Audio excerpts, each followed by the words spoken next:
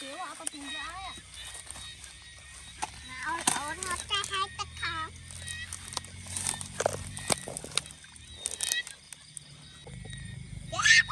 Chẳng này trang pơ mơ bây giờ mơ khơi. Nó chom, nó mới tiết rồi. Sam cút ở đây. Mơ cầm cho. Mạ cho ngờ hồ thọt. Đam cho cái chén hồ dây. Đã nè con ạ. Hãy ơi cho ba. Ô, sao khó?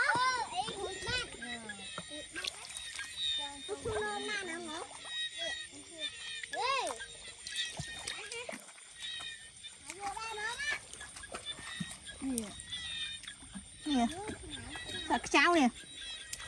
Ôi trời mà đám mà ôn đai lên bay ắt lớn nè. Hả? Ắt xấu ấy, bàn tay ắt miền này mà đã ăn con vui mà đã mất đi sạch rồi. Đam chơi đi sạch được cháu này. Nè lướt mặt chọc chọc nè. Con ấy thằng hồ ấy kê bỏ con lắm. Chà. Hãy mà ăn. Nè. Được cháy mà. Cầm cho con.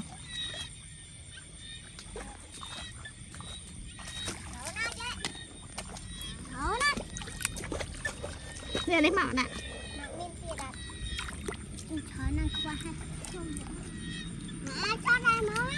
Lại chơi con mà cho. Ok. Bà.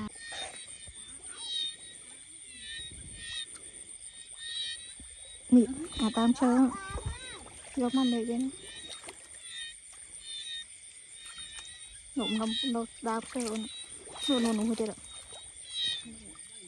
Nè.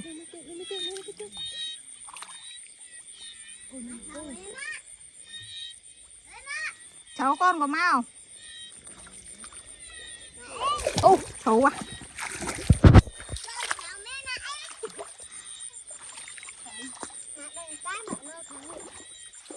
Cầm cho mau con, cầm cho.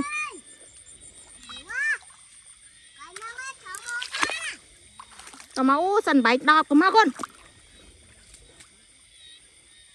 Anh đây. Làm ai kia là mùi viết. Miền ai khen là mùi viết. Lẹ sai bọn ơi, bọn ôn ơi, miền ai cây miền thành trắng ức, chập bạch. Mà làm á. Nụ. Nhủ pi à? Nó chạm vào đây không? Nè.